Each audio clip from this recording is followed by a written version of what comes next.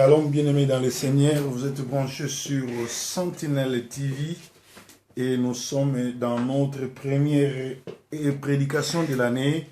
Je vous présente tous Happy New Year, bonne année.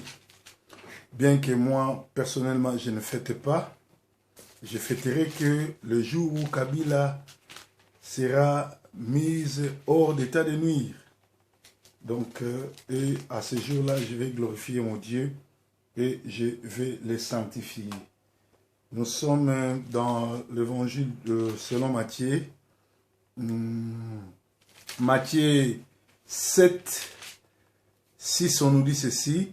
Ne donnez pas ce qui est sain aux chiens et ne jetez pas vos perles devant les pourceaux, de peur qu'ils ne les foulent aux pieds et ne se retourne pour vous déchirer. Alléluia.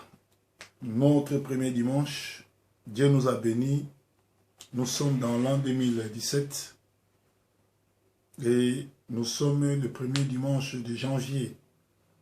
Alors, chaque année, j'aime prêcher à ceux qui me suivent, de faire un bilan de l'année passée, de voir qu'est-ce qui a été accompli, qu'est-ce qui n'a pas été accompli, de voir quelles sont les prières qui ont été exaucées, ceux qui n'ont pas été exaucés. Et dès ce dimanche, après cet enseignement, prends un cahier, revois ce que tu as comme besoin, écris-les, mets ça sur ton mur, dans ta chambre ou dans ta cuisine pour que tu voies de temps en temps la vision de ce que tu veux, ce que tu pourras accomplir pour l'an 17. Fixe-toi des objectifs et remets ça dans la prière et Dieu te bénira. Il y a des gens qui veulent prier chaque décembre. Ils cherchent des églises, ils cherchent des pasteurs pour prier pour eux. Mais moi, je vous conseille de commencer l'année avec le Seigneur Jésus. Et en tout cas, il terminera avec vous. Si vous commencez l'année avec le Seigneur, vous n'avez pas besoin d'aller les chercher les 31 ou de commencer à les chercher le 1er janvier. Non, non, non. Si vous commencez l'année avec l'Éternel, il terminera l'année avec vous et va vous protéger. Ici, nous sommes dans la parole de Dieu. C'est Dieu c'est Jésus qui est en train de parler ici. Il dit, ne donnez pas ce qui est sain aux chiens et ne jetez pas vos perles devant les pourceaux, de peur qu'ils ne les foulent aux pieds et qu'ils se détournent pour vous déchirer. Alors, nous devons commencer à parler ou à analyser sur qu'est-ce qui est sain, qu'est-ce qui est chien, et sur cette parabole, qu'est-ce que Jésus voulait dire? Quel est le message caché? Bien-aimé, la sainteté, ça ne s'achète pas. La sainteté, ça ne se ramasse pas. La sainteté, ça se cherche. Nous sommes tous nés pécheurs, mais quand nous acceptons le Seigneur Jésus-Christ comme Seigneur et Sauveur, il est le seul nom qui nous a été donné sur la terre, que si tu l'acceptes comme Seigneur et Sauveur, il commence par te purifier, il pardonne tes péchés et il te rend saint. Quand il te rend saint, ça veut dire que tu deviens comme Paul qui disait, tout ce qui est gain pour moi n'est que de la boue. Tu regardes tout comme de la boue, sauf que tu te fixes sur le royaume de Dieu. Le royaume de Dieu, ce n'est pas le manger et le boire. Le royaume de Dieu, c'est accepter Jésus-Christ comme Seigneur et respecter sa parole, vivre dans le respect de la parole, aimer Dieu et aimer ton prochain. C'est ça, le grand respect de la parole. Tu ne peux pas dire que tu aimes Dieu si ton voisin, tu ne l'acceptes pas. Si Dieu même, tu ne l'acceptes pas. Si tu es chrétien, mais tu mènes ta vie comme dans quelqu'un qui est dans les pagailles, quelqu'un qui est païen, ça veut dire que tu es en train de tromper toi-même. Alors ici on dit, ne donnez pas ce qui est sain aux chiens. Qu'est-ce qui est sain? Qui sont les chiens? Les chiens ici, ce sont les ramassis. Les gens qui se prétendent avoir Dieu, qui se prétendent être enfants de Dieu.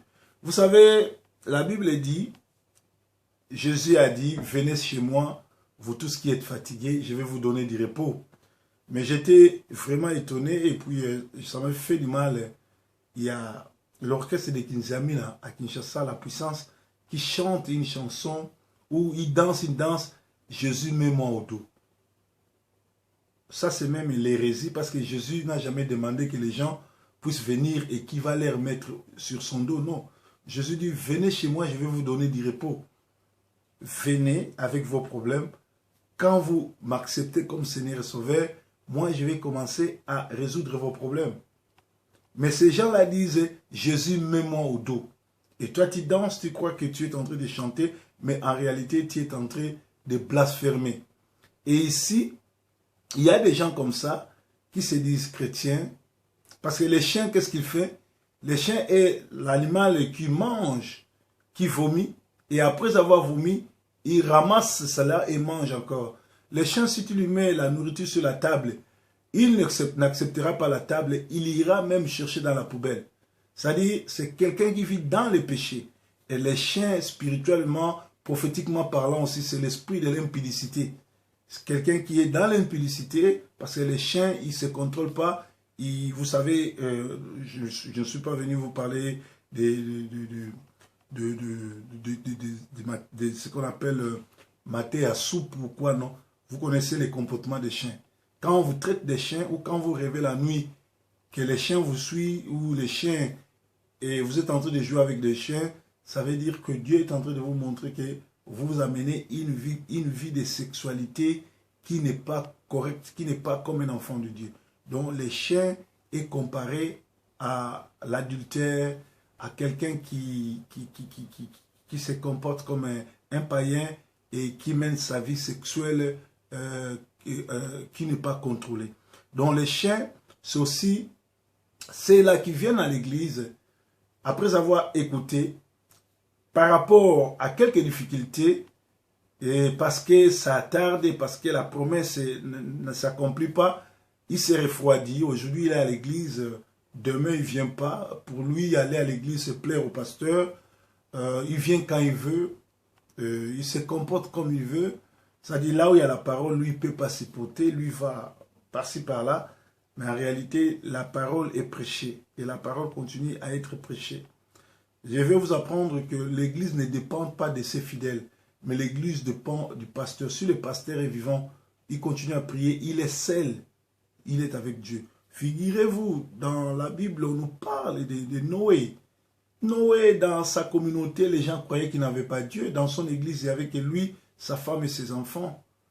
Mais et pourtant, c'était lui qui représentait Dieu dans cette communauté. Et Dieu a sauvé Noé et ses enfants. L'autre aussi, c'était pareil. Donc, vous devez savoir qu'un homme de Dieu, c'est l'esprit. Quand tu as l'esprit de Dieu en toi, peu importe, les gens peuvent t'aimer ou ne pas t'aimer, continue à croire et à prier le Dieu que tu es en train de servir. Alors ici, si nous lisons bien cet évangile de Luc, de Matthieu 7, on nous parle sur le jugement, l'exaucement de la prière. Donc, avant de s'adresser aux saints, Jésus commence ici, Matthieu 7, 5, il dit, hypocrite, ôte premièrement la poudre de ton œil, et alors tu verras comment ôter la paille de l'œil de ton frère. Ne donnez pas ce qui est sain aux chiens, et ne jetez pas vos perles devant les pourceaux de perles, qu'ils ne les foulent aux pieds et ne détournent pour vous dévorer. Alors, ici, on nous parle encore de pourceaux et on nous parle de perles. Les perles, ce sont les pierres précieuses. c'est aussi les gifts, comme on appelle en anglais. Ce sont des cadeaux. Donc, dans un enfant de Dieu, Dieu a mis les dons, la grâce. Vous savez, Joseph n'avait qu'un petit don d'expliquer des rêves. Et avec ces petits dons, il a su comment les manier. Ça l'a attiré des problèmes, la haine chez son frère, ses frères. Ils l'ont vendu, l'ont envoyé même jusqu'en Égypte. Mais c'est là où il est parti expliquer des trucs dans la prison et chez Pharaon pour devenir Premier ministre. Alors, chaque enfant de Dieu a un don en lui. Il y a 9 dons, mais le Seigneur fait grâce à qui il veut. Quand tu reçois le Saint-Esprit, tu as le discernement des esprits. Tu as les dons de parler la langue. Tu as les dons de miracles, de puissance. Avec les dons de puissance, quand tu pries, ça peut changer ta vie. Vous savez, Joseph était un prisonnier. Il était malheureux dans un pays étranger. Mais comment il est devenu grand? Il a utilisé les dons que le Seigneur lui a donnés. Alors la Bible dit, faites attention, vous avez les dons. Les dons, ce sont de matières précieuses que Dieu te donne. Alors, le pourceau, on leur donne pas les dons, on leur donne pas les pierres précieuses. Le pourceau aussi, vous savez, le diable utilise beaucoup le pourceau. Les pourceaux sont des enfants de cochons. Les cochons aussi aiment la saleté. Et dans la Bible, nous avons vu les démons qui envoûtaient une personne ont même demandé au Seigneur de les envoyer habiter dans les corps du pourceau. Bien que la personne, le propriétaire du pourceau avait un problème avec Dieu, il ne payait pas ses dîmes. Voilà pourquoi Dieu a décidé de détruire cette compagnie.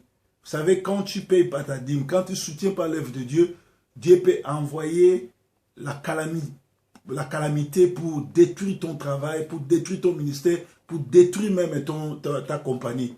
Et le propriétaire des pourceaux avait ça, il ne voulait pas payer ses dîmes, il ne soutenait pas l'œuvre de Dieu. Un jour, je vais vous parler sur ça. Et les démons ont dit, nous devons posséder ces pourceaux parce que son propriétaire ne s'acquitte pas de tous ses droits. Alors, vous connaissez l'histoire des pourceaux.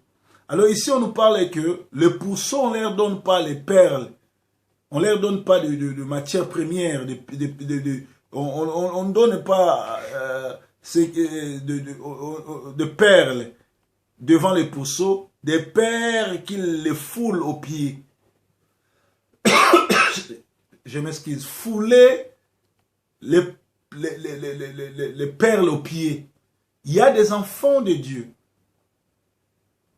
Ceux qui priaient au Congo, ceux qui priaient en Afrique, ceux qui étaient intercesseurs, ceux qui voyaient des visions, aujourd'hui arrivé en Europe parce qu'il a des papiers, parce qu'il a eu le mariage, il est marié, il a une bonne vie, il a oublié Dieu. Alors, les dons de Dieu en lui s'endormit. Il y a aussi des gens qui sont chrétiens. Ils prient, ils vont dans les églises, mais ils fréquentent les églises dirigées par les satanistes. Comme les églises dirigées par tous les pasteurs de l'Équateur, de Bengala, sont des aventuriers. Et tous ceux qui vont dans des églises comme ça, vous vous rendez compte, vous dites que vous êtes dans une église, vous pouvez chanter, donner l'argent, mais vous êtes dans la fausseté. Et vous faisiez dormir, le don qui est en vous ne pourra pas travailler parce que vous êtes dans une mauvaise place. Dieu n'est pas là. Alors il y a des églises comme ça, il y a des gens comme ça qui fréquentent une église vivante, ils prient, ils gênent, ils dansent, tout et tout, mais Dieu n'est pas là. Alors les dons de Dieu en vous s'endorment. Voilà pourquoi Dieu dit, ne jetez pas les perles au pourceau, des perles qui les foulent aux pieds. Il y a des gens qui ont le don des miracles, il y a des gens qui ont les dons des prophéties. Il y a des gens qui ont les dons de parler la langue, d'expliquer des trucs, des révélations de la parole de Dieu. Mais comme tu fréquentes une fausse église, comme tu fréquentes un faux pasteur, comme tu fréquentes une église, comment on appelle ça, une église qui n'est pas vivante, un pasteur aventurier, donc tu es en train de foutre tu es en train de piétiner les dons de Dieu en toi. Au lieu d'être une bénédiction, tu te freines toi-même. Nous avons de l'expérience. Nous avons commencé l'œuvre de Dieu comme serviteurs chez le CADES à Kinshasa. Nous sommes passés chez le pasteur Sony à Saint-Louis, armée de l'Éternel. Et nous avons été avec les anglophones ici. Après, nous nous sommes lancés dans notre ministère qui est la moisson mondiale. Nous avons vu des choses, nous avons des témoignages. Les gens qui sont de Kinshasa savent que à Saint-Louis, les jours où j'ai prêché, les gens savent ce qui s'est passé. Il y a eu tellement de miracles. Et le général Sony m'avait demandé que je lui demande $100 pour les carnavals parce que j'avais prêché à la veille du 7-7. On était en veillée et on m'avait demandé de prêcher le matin. Et le pasteur va me souffler, non, demande $100 pour la carnaval. J'ai eu plus de je crois, $1000, $2000. Et après cela, les gens me suivaient pour me donner l'argent. Parce que ce jour-là, Dieu s'est manifesté puissamment que quand je prêchais, les démons partaient, les gens qui étaient malades guérissaient. C'est ce qui s'est passé à Saint-Louis. Les gens qui étaient là peuvent témoigner. Tu vois, mais quand tu travailles comme ça avec des gens qui n'ont pas l'esprit, ils t'étouffent. Ils ont peur de toi. Mais ce qu'ils craignaient, c'est ce qui va arriver. Quand Dieu t'a appelé, quand Dieu t'a oint, personne ne peut te stopper.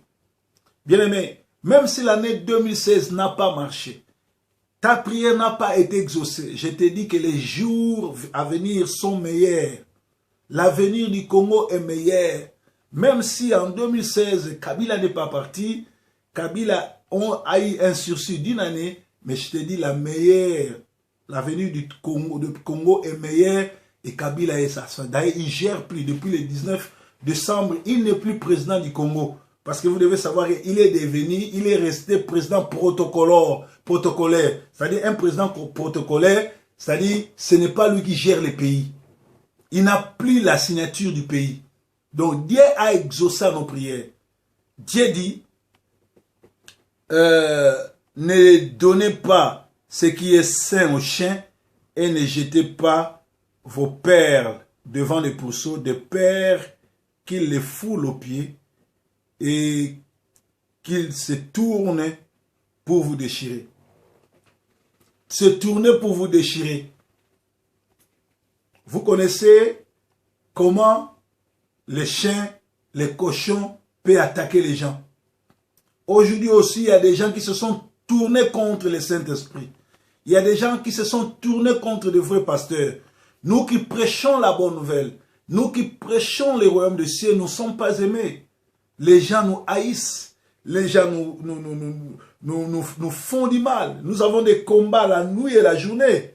Ils nous combattent, nous. S'ils n'arrivent pas à nous avoir, ils attaquent nos enfants.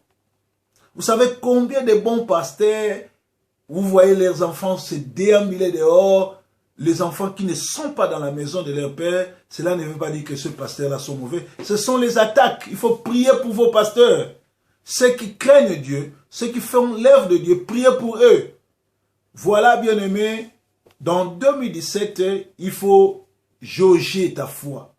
Il faut chercher à savoir, est-ce que tu es dans les vrais? Est-ce que tu es avec Dieu? Vous savez, Marie et Joseph avaient pris leur enfant pour aller à la synagogue, mais en retour pour rentrer chez eux, il y a Jésus qui a disparu. Comment des parents peuvent abandonner un enfant de 12 ans? Jésus a été porté disparu. Alors il a fallu à Marie et Joseph 3 jours d'aller et 3 jours de retour, donc 6 jours pour retrouver Jésus. Aujourd'hui, je ferme la parenthèse. Quand tu perds Jésus dans la foule, Jésus, Marie et Joseph ont perdu Jésus dans la foule. Et pour retourner Jésus, quand tu le perds dans la foule, il te faut 6 jours. Ça, je vais l'expliquer prochainement. C'est-à-dire, Marie et Joseph avaient perdu Jésus dans la foule. Plusieurs aujourd'hui ont perdu leur Jésus dans la foule. À cause d'aller chercher une grande église là où il y a 5000 personnes, 3000 personnes, 250, 30 personnes, tu as perdu ton Jésus. Tu es parti supporter les Binzambinzambi. Tu es parti supporter un marabout. Tu es parti supporter quelqu'un qui s'est révolté contre Dieu. Quelle est la parole qu'il vous prêche? Regarde ta vie chrétienne. Depuis que tu es là, regarde la vie de tes enfants. Regarde tes affaires. Regarde ta famille, ta vie amoureuse. Tu verras que rien ne marche parce que tu es dans les faux. Bien-aimé, il faut faire attention. Accepter Jésus-Christ, c'est la meilleure des choses qu'un homme peut faire. Parce que quand tu reçois l'onction, tu deviens le vent. Jésus a expliqué à Nicodème que celui qui reçoit, qui naît de nouveau devient comme le vent. Le vent, quand ça souffle, on attend seulement, on ne voit pas. C'est-à-dire, celui qui reçoit Jésus reçoit la surnaturelle. Il est là avec la parole que Jésus a prêchée, c'est ce qu'on appelle Nazareth Manifesto. Luc 4, 16 à 21.